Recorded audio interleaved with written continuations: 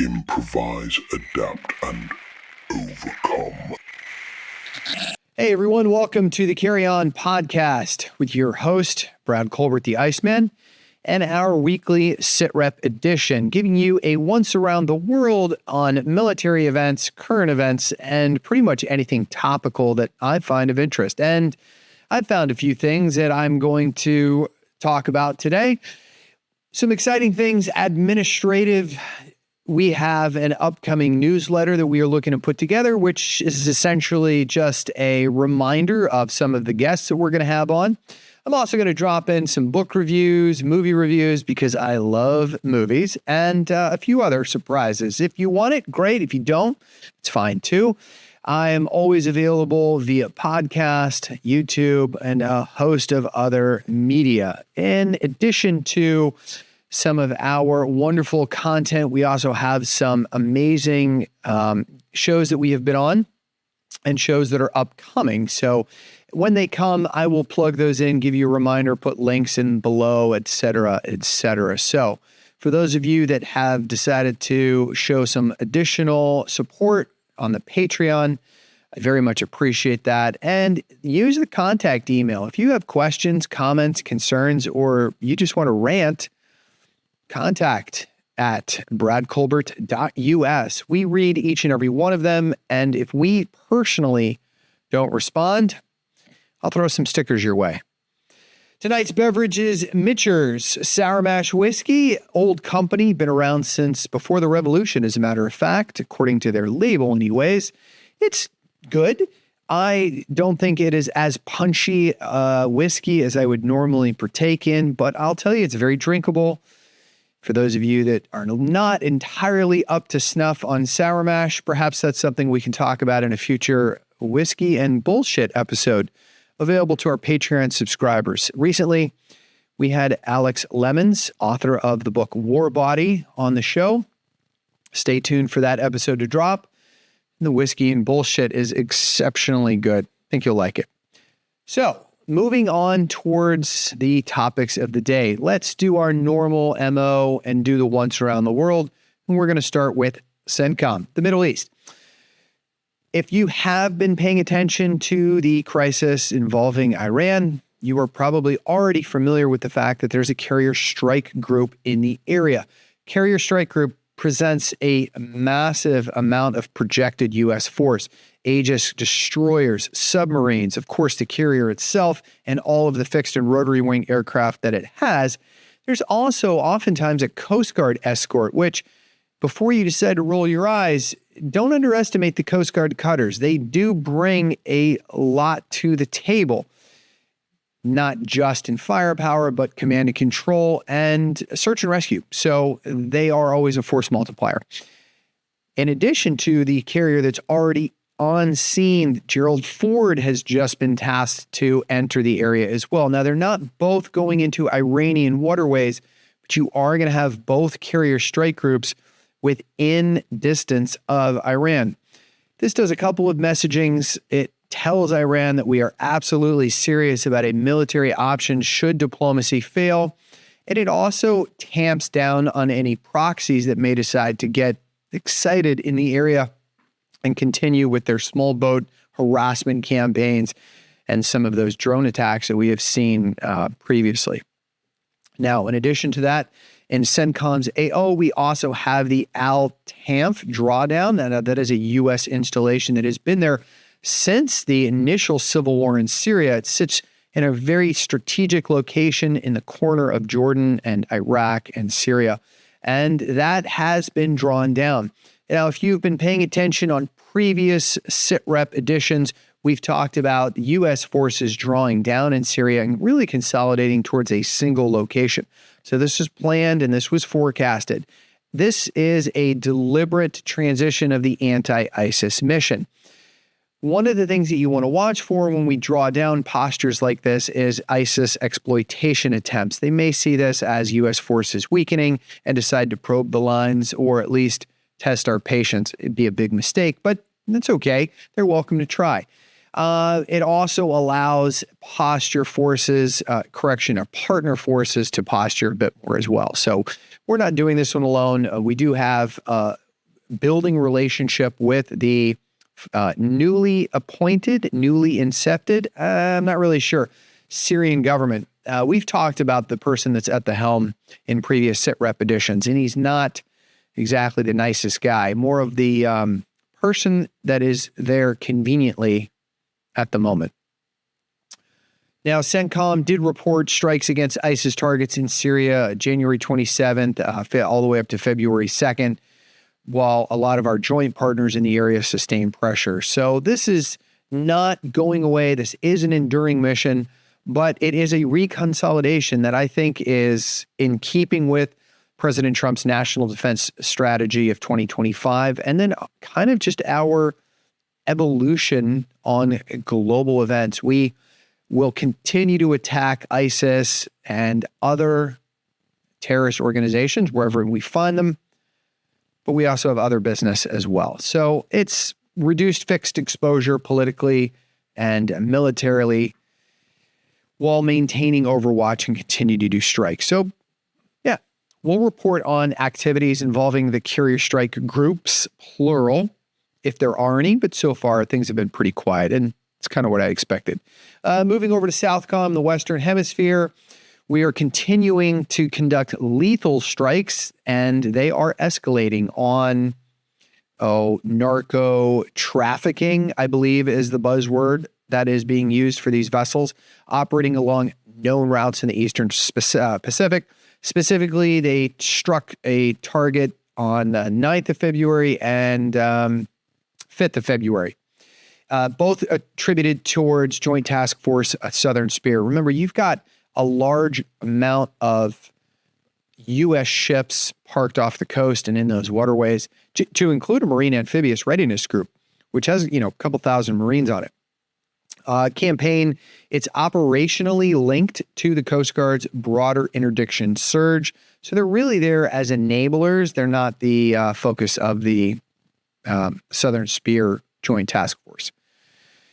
Command transition, SOUTHCOM. This is not super topical. It did take place on January 5th. So for what it's worth, we did have a change of command. The commanding general of SOUTHCOM changed, and we have a Marine general, General Donovan, whom I met on a few occasions.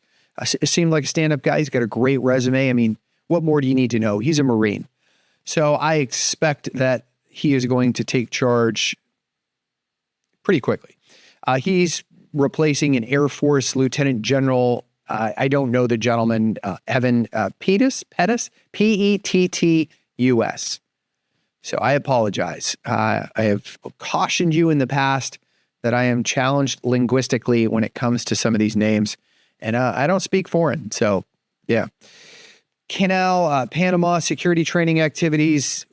We've got exercise Panamax Alpha 2026.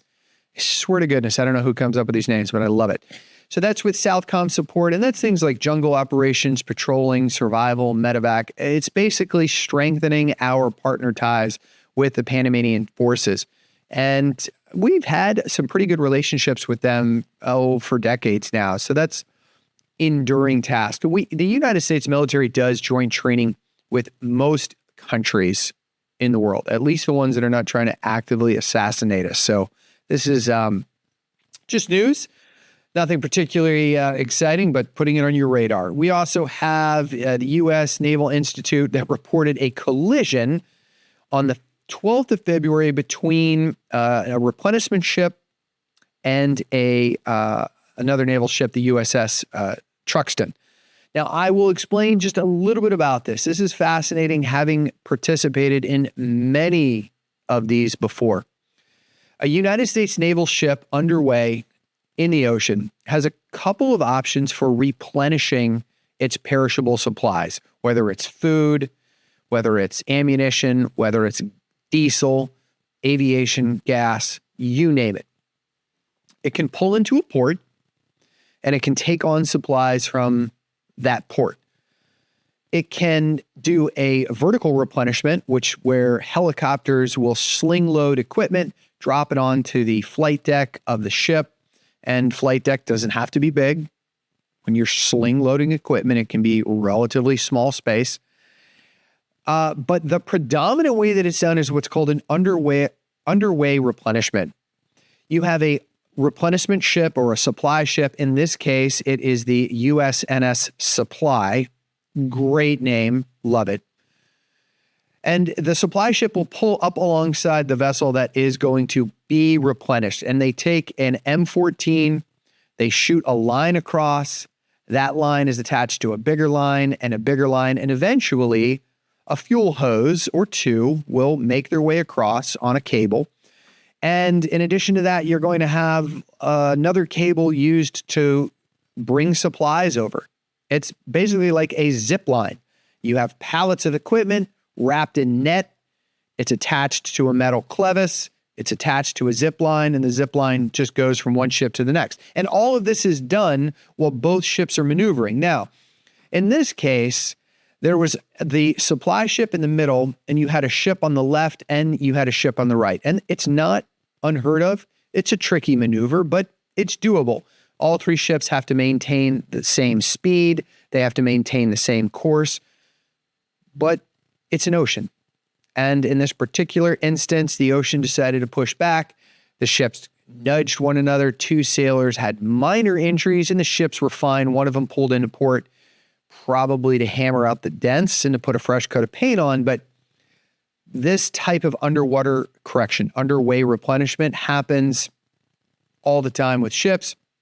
It just so happens that two bumped into one another. Now, I will tell you, while it's most assuredly no one's fault, somebody is going to get cold on the carpet for that, especially when it makes the news. Okay, moving on.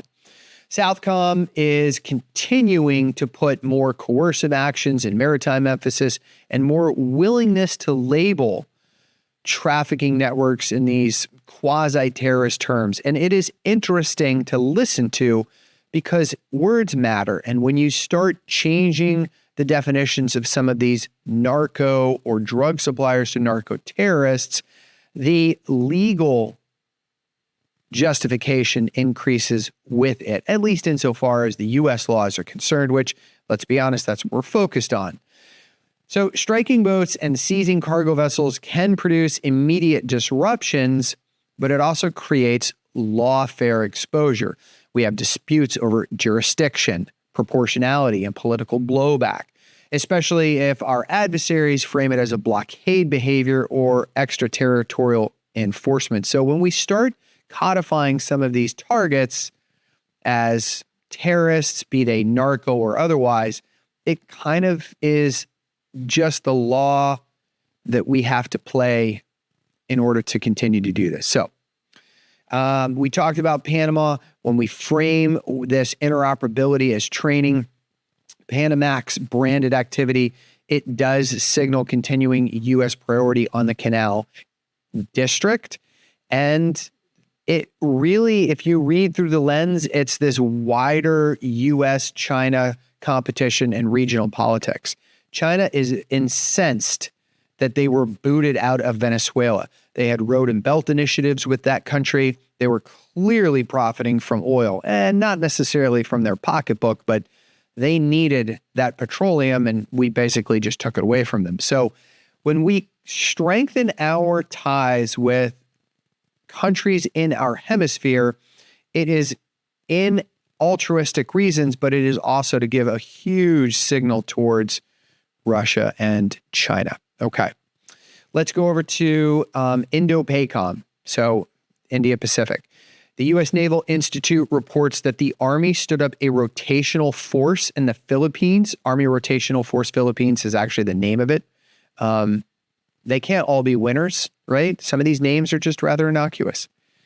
It's a meaningful breadcrumb towards more persistent, distributed ground presence. And I think this is going to be a normal rotation for the United States Army in the Philippines. And we have had a long relationship with the Philippines going all the way back to World War II, probably a little bit before that, to be perfectly honest with you. But we need the Philippines for their strategic location, and they have had a lot of disagreements with China. So anytime we can go in there and disrupt China's playbook, it is a good thing. Philippine state media describes a February 2nd live ammunition drop involving U.S. PAC B-52s. Great aircraft, by the way, part of the nuclear triad for the United States and the oldest flying aircraft in our inventory, by the way. I mean, it goes way back towards the 1950s, but fantastic aircraft still flying. And again, this is purely aimed at deterrence messaging towards China.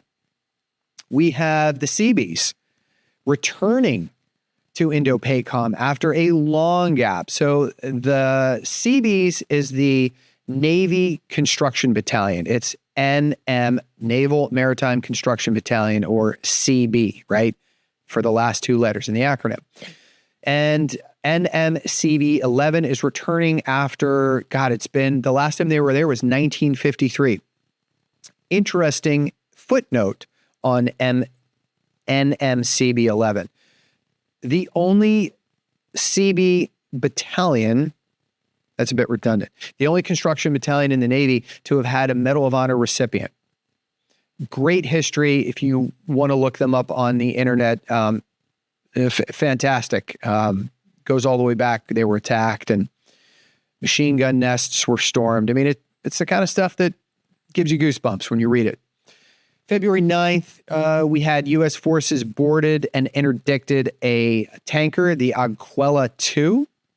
Aquila, A-Q-U-I-L-A.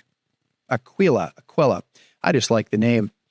In the Indian Ocean, of all places. So what does this say? It's no longer restricted towards waters off of the coast of Venezuela, i.e. part of the littoral blockade. They trailed the ship for a while, saw where it had departed from, was going to. They pursued it all the way from the Caribbean. And it's a right of visit maritime interdiction and boarding is what Pete Hegseth has described it. And it went off without incident. It was carrying 700,000 barrels of Venezuelan heavy crude bound for China, according to the schedules from the state company that owns the ship. So by their own admission, it was part of a somewhat shadow fleet. Most tankers in this flotilla have been returned to Venezuela or seized by U.S. military forces. So we're slowly chipping away at this shadow fleet of tankers that are transiting oil that, according to us, they shouldn't be, right? So the vessel is consistently described by some media sources as sanctioned or Russian-linked shadow fleet. However, other side of that, multiple outlets are reporting it as a Panamanian flagged or flag unclear unknown in its database, rather than definitively Russian flagged. But a lot of these shadow tankers are turning off their transponders. They are changing flags mid-voyage. And so you can't always rely on what they may espouse on the outside of the boat or over the radio. All of this signals really our willingness to enforce these sanctions and these interdictions far outside of the Caribbean. And I think it sends a powerful message to those that are continuing to exploit some of our red lines. Moving over to Europe Command, we had a large NATO-linked artillery and fires exercise called Dynamic Front 26. It is something that the U.S. Army does every year. It's their premier European artillery and fires exercise. Brings together a lot of different NATO allies and partners to enhance interoperability. It's, again, almost like some of the other exercises I've mentioned this evening. It continues to strengthen ties and work out a lot of the standard operating procedures. Involved a lot of countries. We had U.S., we had Italy, Spain, Romania, Kosovo, all conducting live fire training, simulating and validating command and control systems across 4 different countries. So that, it's pretty good. In addition to the kinetics, we also discussed lethal and non-lethal across land, air, sea, cyber, and space.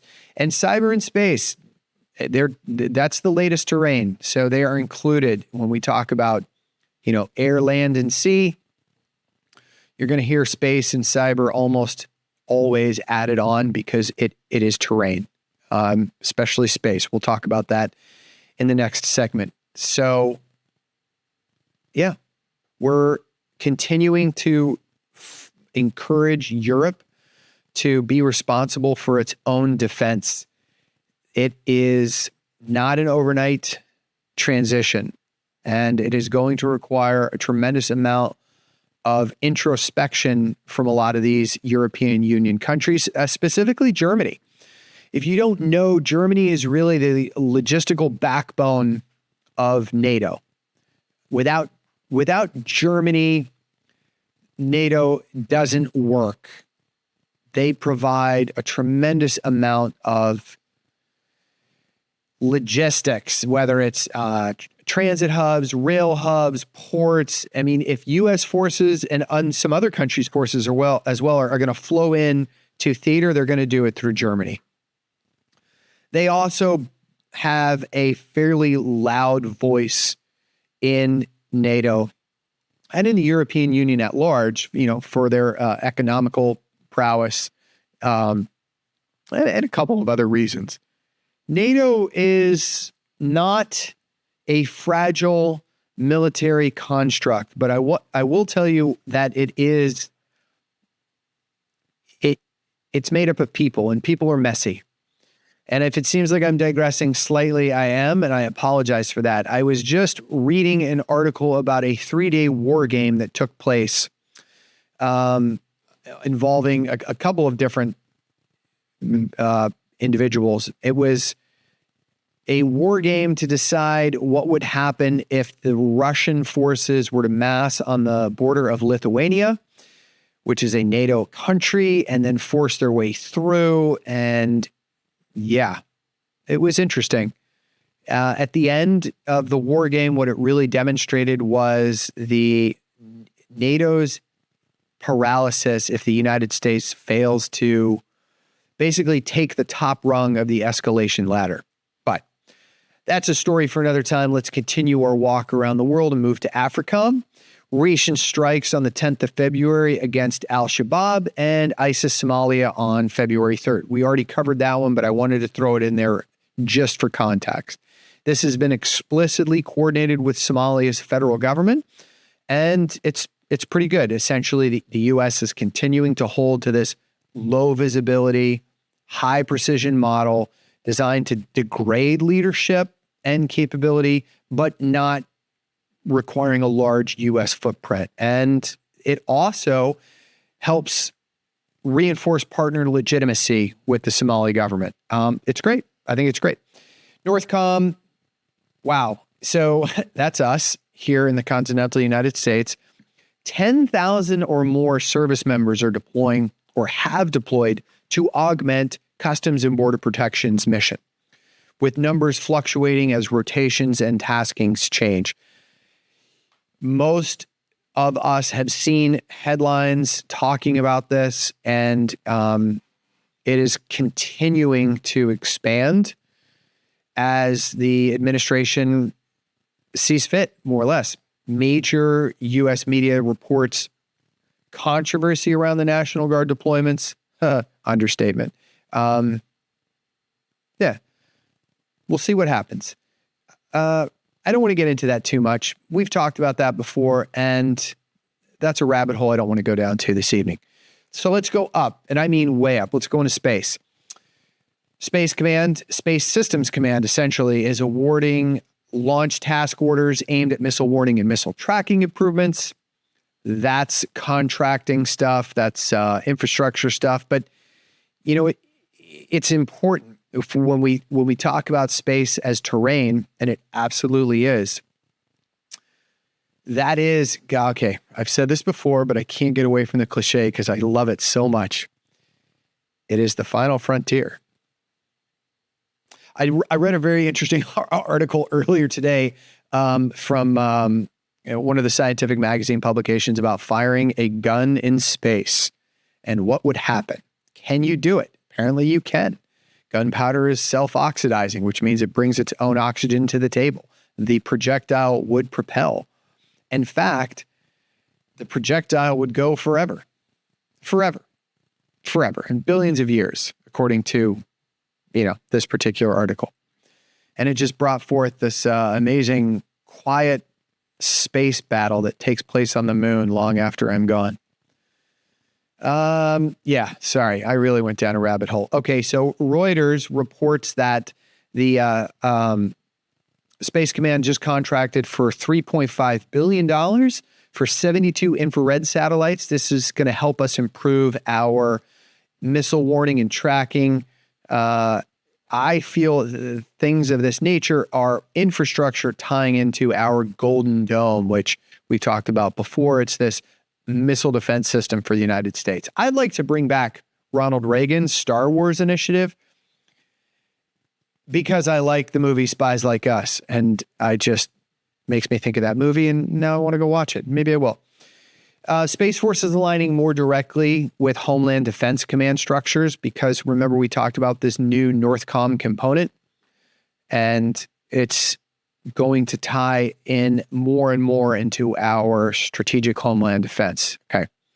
Let's move over to cyber. Lastly, new guidance and directives aimed at raising baseline security, essentially communications, secure communications adoption, edge device security. A lot of think tank analysis continue emphasizing cybercom's role in disrupting foreign activity when authorized and resourced. Essentially, cyber is being treated less like IT and more like operational terrain. But right now, a lot of the constraints, and we've talked about this before, are political, authority, policy, interagency synchronization, like who leads, who supports, who's accountable when it breaks. And as we've mentioned in past broadcasts, the United States Cyber Command is a very disparate command structure. Every branch of service has its own cyber component. A lot of the government agencies in the United States have their own cyber component. So trying to get a unified command, it's amorphous, and we haven't really gotten there yet. But yeah, we will. Okay, so that's kind of the once around the world, and yeah, if anything changes, that we'll bring it up to you. So let's move on and talk about, I don't know, what do I want to talk about? Oh, let's do El Paso. That was a lot of fun. Okay. So February 10th, February 11th, the Federal Aviation Administration issued a NOTAMs, NOTAR. No, NOTAMs is Notice to Mariners, Notice to Aviation. It's an FAA safety authorization. They locked down the airspace in a 10-mile radius around El Paso's airport. And they couched it as a security concern. And they really didn't go into a whole lot more. It immediately started getting pushed out on the news wires. And I think I could hear tinfoil hats being made. It was ridiculous things like, well, they're just shutting it down because there's an inbound attack and they don't want to tell anyone and they're trying to protect themselves, or there was a lot. I'm not going to run through the gamut, but people lost their minds. Now, admittingly, this was not a routine airport delay. This is a very rare security-driven airspace interdiction, but there's a couple of things going on here. First and foremost, it exposed a seam between the Federal Aviation Security Authority and our Department of Defense counter-UAS testing and Department of Homeland Security and Customs and Border Protection operations. All of this has real implications for how the United States will handle cartel drones, domestic counter-drone weapons, and Civil Aviation Authority. So if we look at the timeline, what exactly happened, late February, around 11:30 Mountain Standard Time, FAA issues a temporary flight restriction or TFR. Now, ordinarily TFRs are in place when like Air Force One is flying and landing at a city. It just restricts all aviation outside of that area. There's a permanent one around the Capitol and the Pentagon and just north of Reagan, which is why if you've ever flown into Reagan, they have to make a pretty aggressive bank departing and coming in. So this halted all arrivals and departures at El Paso International. And initially it was framed as a security reason. And they said it could last for up to 10 days, which is, if you're doing the math, that's February 20th. And then immediately confusion spiked. The airlines and the local officials and even government stakeholders reported that they had little or no warning and very little and unclear justification. Next day, February 11th, around 7 a.m., the FAA lifts the shutdown, stating there is no longer a threat to commercial aviation and flights resume. Now, when I saw the news report, what I did was I started looking at the map, looking at what was around there, and I had a pretty good idea of what was there already, but I wanted to refresh my memory. You have some Army bases, but you also have White Sands missile range. You have a large swath of area within the 10-mile no-fly zone where they are testing missiles. So I thought they're probably testing a counter-drone system, and they don't want any accidental attack, impacts to civilian aviation. Because oftentimes, if they were doing military testing, they would not restrict military flights in the area. So if it is a light flight helicopter or an ISR platform or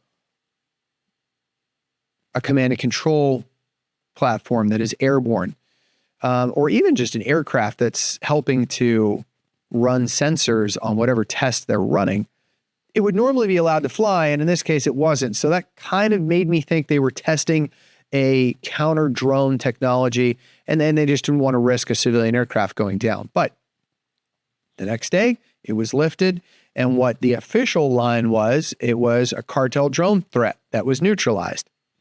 And then I saw another story that had said it wasn't a drone, it was a party balloon.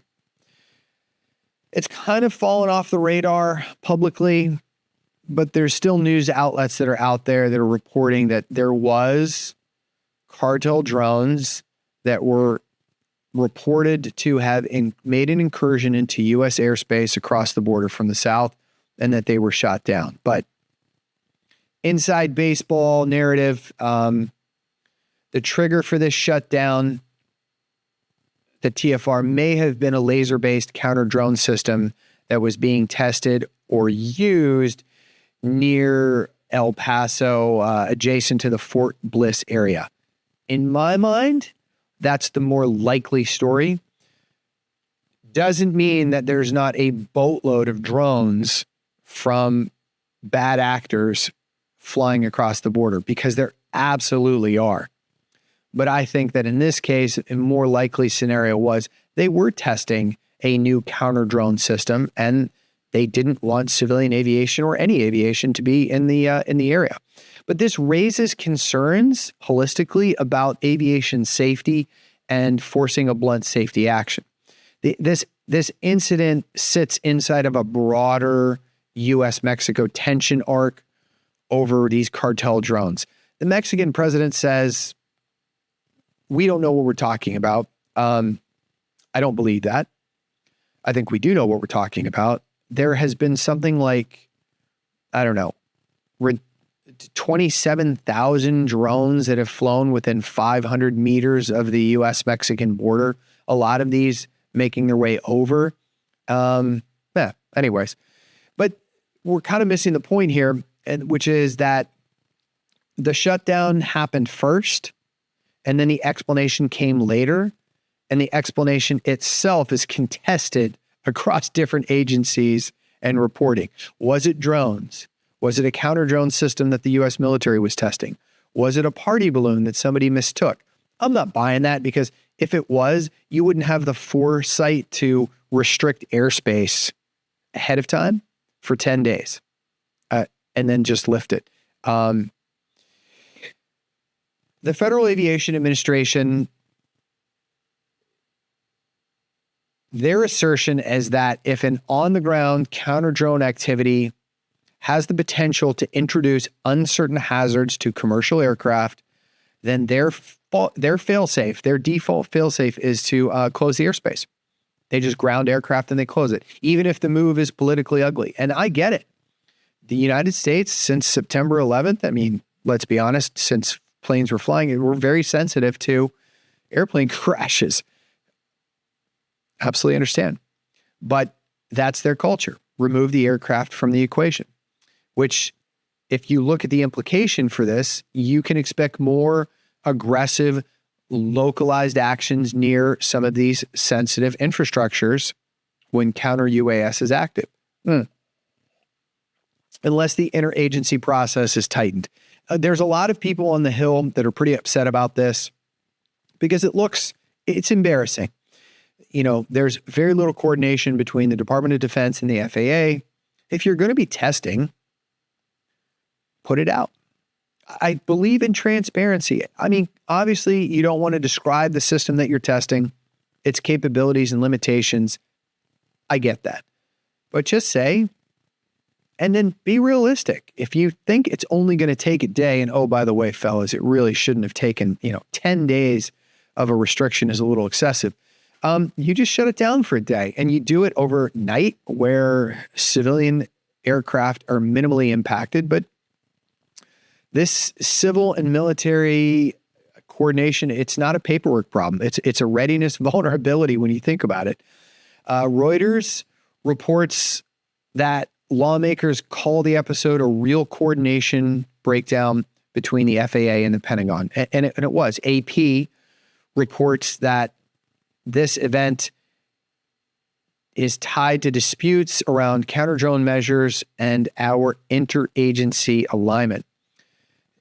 FAA has the overarching responsibility. So they're responsible for all airspace within the United States, civil aviation. Now, if it's an incursion, it falls within the military, but it has always been a cooperative effort between our friends in the military and the civil Federal Aviation Administration. So what happens if there's a real emergency? This same scene becomes catastrophic because now you have a delayed decision loop, contradictory messaging, fragmented command authority. So regardless of what they were actually doing, I stand by my opinion, it was probably counter UAS. It was the command and control failure that this highlights that I'm kind of latching onto. But, we talk about these cartel drones. This is a real national security problem. There's a lot of these. This is a real threat. Whether or not the specific trigger was truly cartel drones, the administration, Department of Homeland Security, their posture is increasingly explicit that cartel drones are a threat. They're doing surveillance. They're doing contraband drops. And in some cases, it's just intimidation. 27,000 is about the number that I have read. And that's during the last 6 months of 2024, which is the data that I was able to find for this particular story. So it's probably more, depending on, the time of year. That's 1,000 or more drones across the border every month, according to officials in early 2024. And some of these have been carrying, 3.5 pounds of fentanyl. That's a lot. It's an issue. We have some great counter drone technology that is coming online. We're actually going to be talking about it in our next story. So most of these drones that the cartels are flying, they do between 8 at night and 4 in the morning to help avoid and evade detection by flying under the cover of darkness. But we have systems coming online that will start to mitigate these. I think that the border should probably be ringed with electronic sensors. But yeah, that's probably it. I think there's a little bit more to this story, but I feel as if the wave tops have been handled pretty well. I would imagine that the things that are going to have to come out from this are better FAA and Department of Transportation guidance on counter UAS, better coordination between DoD and DHS. And you may just see reoccurring TFRs, flight restrictions, temporary flight restrictions around El Paso and that corridor and other border hubs if we continue to do counter drone mitigation. I don't know. So yeah. Let's continue our discussion on drones. We'll talk a little bit about Raytheon. They had a couple months ago tested what they're referring to as a Block 3 non-kinetic. Oh, first off, somebody got themselves a meritorious Navy Achievement Medal because we have recoined drones and other weapons that result in an effect as effectors.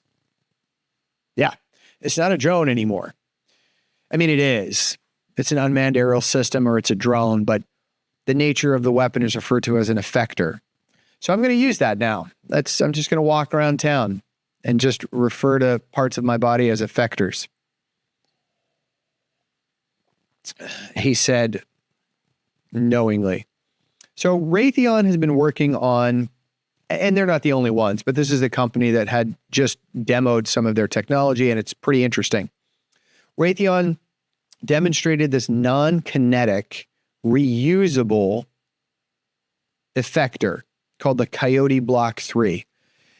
It is capable of defeating multiple drone swarms, and it's doing so without blasting anything, without exploding. There's no net, and it can loiter and it can be reused. That's pretty cool. So this whole thing is tied to the Army's counter-UAS assessment activity that has been ongoing. It's called Operation Clear Horizon. And this product is part of their acquisition strategy, and I have no doubt if found to be effective, and according to this report it is, it's probably going to matriculate down to not just other Department of Defense entities, but I mean, probably law enforcement and civilian. I mean, we talked about drones coming across the border in our last story. This is a great mitigation strategy. So non-kinetic here, as I said, it means no blast, no direct hit, and multiple observers, although I was not really able to deduce from the video that I watched of this what exactly was taking place, which is really the behind the curtains magic here. There is no defeat mechanism that has been publicly described. And the footage that I saw did not show a collision. You can check this out. You can go on Raytheon's website, look up the Coyote. It's probably on YouTube, for gosh sakes. Coyote non-kinetic. They have 3 different flavors. They have a non-kinetic, they have a kinetic, and they have one other version. It's not a hybrid. I don't know how to describe it. So this is positioned as the loiterable and recoverable counter-UAS designed to defeat these swarms while minimizing collateral damage. Because it doesn't explode and it doesn't ram into anything, you don't have to worry about it being used in areas that are sensitive, like airports, public airports. You can potentially fly this. It knocks out drone swarms. And yes, you do have a risk from falling debris from the drone swarms that have been knocked out, but there's nothing kinetic. There's nothing going boom. So this is pretty cool. This is part of the Army's LIDS, which is an acronym for Low, Slow, Small UAS Integrated Defense Systems. RTX, the parent company of Raytheon, has also, as part of this, touted their radar system, because you can't just fly the Coyote. You have to have this radar that ties into the detect and defeat kill chain. KURFS radar, it's a bit wonky. I'm not going to go down the rabbit hole on this one because truly the Coyote is the star of the show here. Drone swarms, this is a threat. I think it's a threat, and it's going to get a bigger threat. In drone forms, these swarms win because they bankrupt you, basically. They bankrupt you by intercept. I mean, some of these counter drone missiles, take the Iron Dome, for example, that Israel has. I mean, they're in upwards, depending on a whole host of factors. You're talking about $500,000. We were going to put missiles on the Zumwalt, and which is a Navy ship, an advanced stealth Navy ship, this destroyer, and AGS, this gun system that was going to fire these ship-to-shore 155 rounds, and they were supposedly going to cost somewhere in the neighborhood of $1 million a round, and they were going to carry 90 of these on their ship. And the Navy just said, eat a bag of Richards. We're not spending that much. And so they ripped them off and they put something else on. But drone swarms capitalized on this. A lot of our current, and not just us, but globally, you talk about your air defense systems, they're very expensive missiles. And these missiles are designed to track aircraft or incoming missiles or, other airborne threats, but not a drone swarm. So you fire expensive rounds until you run out of them, or you just can't afford the burn rate. That's the beauty of swarms, is they're just so bloody and expensive. So when you have a recoverable effector, God, I love that word, that can service multiple targets per sortie, this is a huge explicit attack on that problem, because more kills per launch or load, less dependence on high-cost missiles, and more endurance under repeated waves. So this is pretty good. This demo, it fits the direction of travel, which is radar queuing, multiple defeat options. So you've got kinetic, non-kinetic, you have EW, which is electronic warfare, and you have directed energy. Lasers, for example. All of those are methods, and you want to have these defenses layered. Some of the drones that are coming online, and this is just a measure countermeasure. So we come up with something that disrupts drones in flight. The drone producer or adversary comes up with a way to shield them or make them less susceptible. So you don't want to put all your eggs in one basket. You want a couple different options. You are going to need kinetic, you are going to need EW, and you are going to need directed energy. But this non-kinetic effector is fantastic, especially when you can use it near friendly forces and infrastructure that is sensitive to blast. So this is good. And we've talked about drones before and the massive shortfall the United States has in drone warfare, and just how successful it has been in Ukraine, and how it is pretty much anticipated to dominate the battlefield for the next foreseeable future.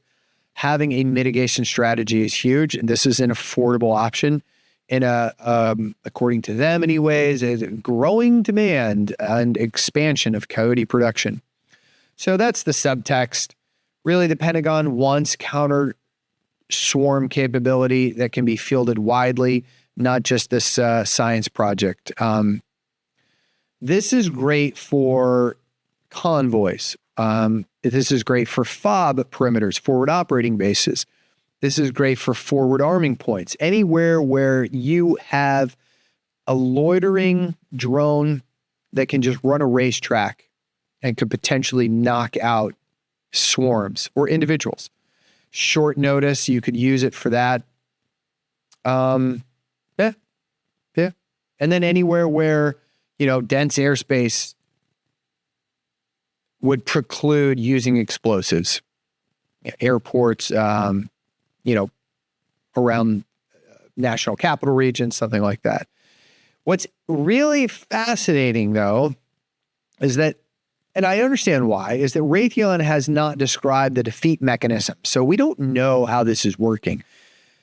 I would assume that there are some constraints. It is not a magic bullet until we know how they're knocking these things down, or we're probably not. But, is it MCON? Is it RF? Is it EW? How are you knocking these things out? Because that's going to tell you how our adversaries can possibly mitigate them. Now, you, me, we're not going to find that out. It's probably a highly held trade secret. And even if it's not, it's classified, and we're just not going to do it. Remember, demos are not doctrine. This has to still be fielded. There has to be protocols for it. There has to be an SOP developed on how we're supposed to use it. How do we do blue on blue deconfliction? And then what do you do when you demonstrate it beyond the swarm size? Is there a limit? I don't know, all that stuff. Yeah, I like it. I think we're off to a great start. I would absolutely expect our adversaries to adapt pretty fast. This is on open source, so I'm reading it, you're reading it. China is, Russia is, Iran, North Korea, a lot of our adversaries as well. So definitely a step in the right direction. Okay. Let's talk about Chinese. I want to visit the Chinese GPS. When you think about GPS, it's pretty much a ubiquitous term. There's a huge swath of my generation that didn't really have this as ubiquitous as it is now. In fact, a GPS was kind of a special thing. It was bespoke. GPS is an acronym. I'm sure that you're aware of it, but if you're not, it stands for Global Positioning System. And this is a system that goes all the way back to the Vietnam War. Out of the Vietnam War, we determined that we needed a way to precisely locate people on the ground. We needed to know where we were on the ground, because if we knew where we are, we can find out a whole host of other information. And more importantly, we can tell other things where we are or where we don't want those things to be. Missiles, bombs, all kinds of stuff. So we invented the Global Positioning System. It was a DARPA invention. It started as a Navstar satellite constellation system, and it is a mix of satellites in space and stations on the ground. And the whole thing works off time. As we know that radio waves travel at the speed of light, it's calculable. And if I'm holding a GPS receiver on the ground and a satellite in space sends a radio wave, it should take X amount of time to get to my receiver. And if I do that 3 times, I can now triangulate myself. And that's how it works. And it started out as a military-only product. It was available for the military, and then later in limited release towards aviation and ships. But it was still not available all the time, everywhere. Because it was military in nature, we had the ability to spoof it. We could deliberately put errors into that signal. If we were operating in war, like let's say the first Gulf War, we would encrypt that signal from the satellite where only U.S. military receivers with the appropriate encryption could decrypt it. So we could deliberately infuse errors into the signal for those that didn't have the right crypto. Why is this important? We're getting there. Way back in the 90s, and for some of you, that's way back. For me, I swear to God, it seems like yesterday. There was the third Taiwan Strait crisis. This took place in 95 and 96. A Taiwanese president, I believe it was the president. You're going to have to forgive me. I'm pulling all of this from memory for the most part. A very high-ranking Chinese official, I believe it to be the president of Taiwan, left Taiwan and went to the United States to meet with then President Clinton. And that really upset the Chinese because, remember, for 75 years plus, they have been under the belief that Taiwan belongs to them, whereas Taiwan believes that they are an independent country. So Taiwan retaliated. They did amphibious landing exercises in the Strait of Taiwan. They put naval ships out there, and they also fired some missiles. 3, to be exact.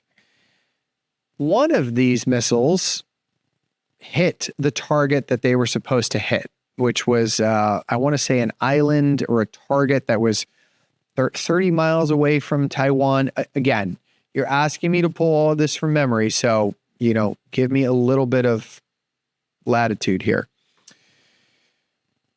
They fired this missile and it hit its target. They fired another 2 missiles. Both of them were lost. I mean, completely lost. At that time, all of these missiles were piggybacking on the United States Global Positioning System, which it's a satellite constellation in space. It's open to everybody. But in this instance, when the United States responded to China's military buildup, or show of force is the better way to say it, we put 2 carriers in that area and we spoofed the GPS. And we didn't tell anybody we were going to do this. And I don't know if they've actually admitted it to this day, but they did.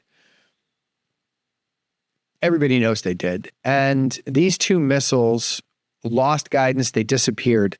This is an incident that Beijing considered a major humiliation because it made the Chinese lose face. They don't like losing face. It started a 24, 25-year-old development to never, ever outsource critical combat dependency to your adversary. And there's a whole host of technologies that have manifested as a direct result. And this isn't Brad, this is people with PhDs. They're as a direct result of this humiliating incident. There's a lot of other technologies that China has shored up. And one of the pinnacles is their version of GPS. Now, GPS is uniquely American. Since we invented it, there's been others. You know, Russia has its own. Europe has one. So, yes, a U.S. GPS will work globally, but you don't go to Russia and buy a GPS. Theirs works on GLONASS, and there's other systems. So China just launched their own. And I don't mean just launched as in, congratulations, the first satellite went up. I mean, this thing went live, and it went live globally. It is BeiDou. And why does it matter? Because this is China's assured PNT backbone. That is an acronym again: position, navigation, and precision timing. What's different about this is it makes our GPS look like a 1979 Pinto. When did they stop making the Pintos? Ooh, or an AMC Pacer. There's a shit box. They're driving a brand new modern car. We're driving something that's 30 years old because we have not improved our GPS infrastructure at all. So this gives the People's Republic of China sovereign PNT for weapons, forces, and networks without relying on GPS. So that's the core military significance, but it's a lot more than that. This is an incredible system. This is not just GPS-like. This adds regional short messaging, plus user tracking features that can act as an auxiliary command and control. So think Blue Force Tracker. So if you're operating in a contested or austere environment, this thing still works because they have ground-based stations that are broadcasting. Our ground-based stations pretty much act as command and control nodes. Our ground control stations, and there's five of them around the world, we basically make sure that the satellites are maintaining their orbit, that their software is running the way it's supposed to, that the time is accurate, all going off the atomic clock in Colorado. Theirs not only does everything that I just said, but they've also added ground-based PNT. That's great because now you can't depend on one modality for your PNT. If our adversaries shoot down our global positioning satellites, which there's every indication that they will in a conflict, we don't lose precision navigation. I don't think you really appreciate just how important of a technology this is. Yeah, our phones navigate us everywhere now. But back in the day, which was a Wednesday, by the way, we used to have to pull up paper maps. Yeah, kids, you don't know how to do that, do you? I don't blame you. You have no expectation to. If we lose the ability to precision navigate, so does our aircraft, our naval vessels, our missiles, all of the military hardware that depends on precision, navigation, time. It's gone. So the implications for the U.S., this is structural. In a Pacific fight, we're not just going to be facing an adversary that can be switched off, like the third Taiwan Strait crisis of 95, 96. We cannot simply spoof GPS, denying our adversaries the luxury of PNT while we enjoy it.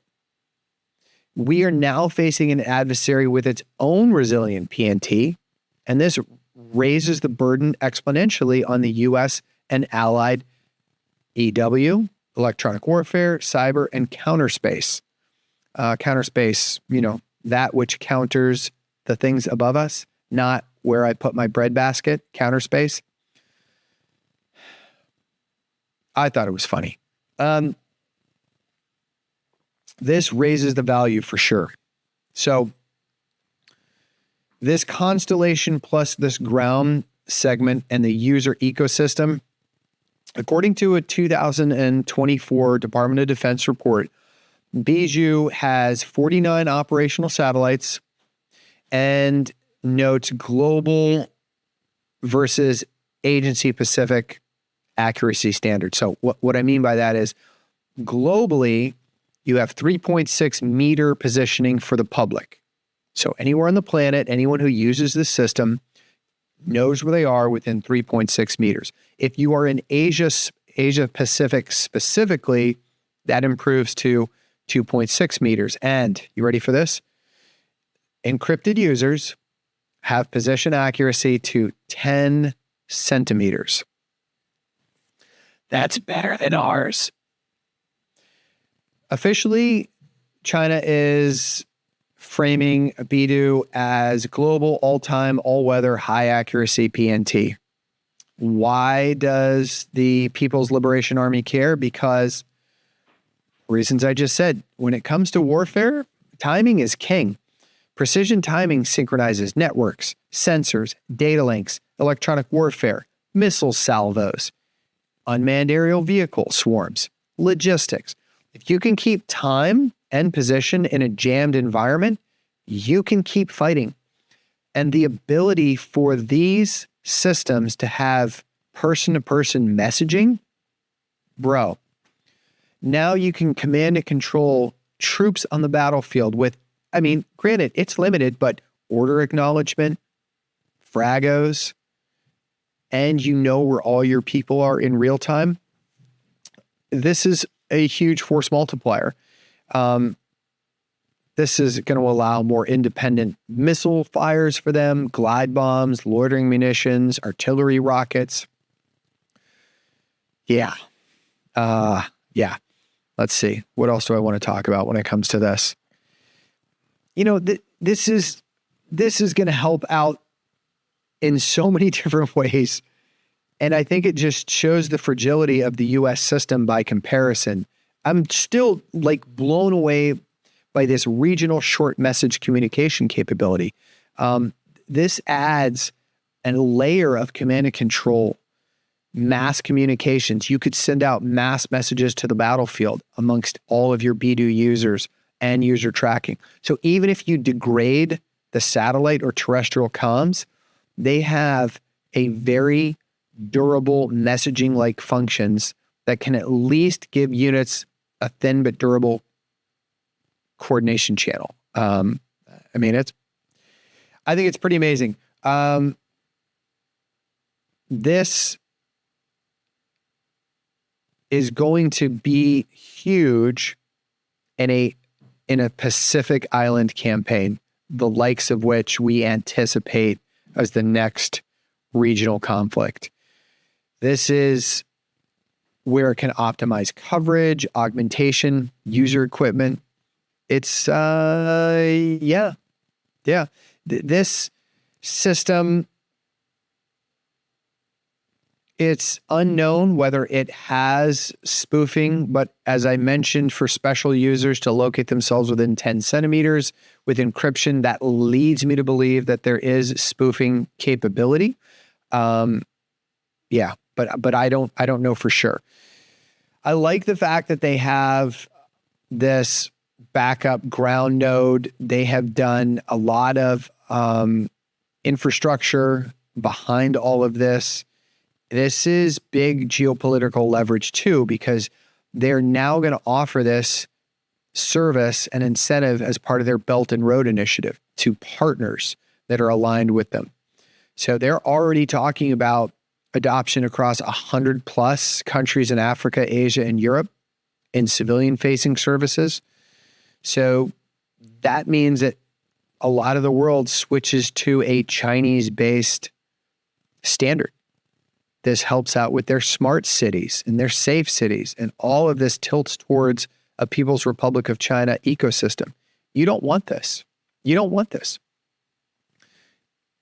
When you talk about GPS and BeiDou and Galileo and GLONASS and all of these augmentation services, many receivers really become multi-PNT receivers. Most modern day positioning systems are capable of using those aforementioned systems. You know, GLONASS is Russian. I want to say Galileo is Europe. Obviously, GPS is the United States, and now this BeiDou. The problem is that all of these using different systems can improve accuracy, but it increases the complexity of trust because now spoofing and meakening can thrive in that complexity. So I think this is a wake-up call towards the United States. This system is aged. Again, this came about, the very first satellite was launched as part of the GPS constellation back in the 70s. So we're talking, it's 50 years old. And it's time for a refresh, and it's time for an update. And you know what? DARPA, you may be working on that right now, and I am just not getting your newsletter. So what to watch for next? Expansion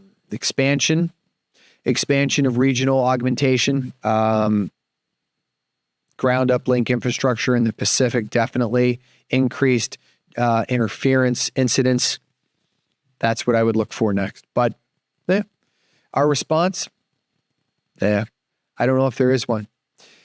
Let's see if there's anything else on my to-do list. Oh, yeah, I did want to mention this. Zelensky, the Ukrainian president, reached out a couple weeks back to Elon Musk, complaining that the Russians were using Starlink, and asked Elon to politely cut that shit out. And he did. And the Russians are scrambling because they were using, thousands of illegal Starlink systems to do command and control in the battlefield, because a lot of the radio has been jammed. A lot of the signals have been jammed. A lot of the, whether it's terrestrial, whether it's satellite communications, you have to have them. They were also putting Starlinks on drones, and basically the Ukrainians submitted a whitelist to Starlink, and Starlink turned everything else out. Oh, speaking of Starlink, there is a report that has come out, a couple of different news agencies, about the U.S. covertly getting Starlink into Iran to help the protesters stay online. I wonder what group of individuals was responsible for that.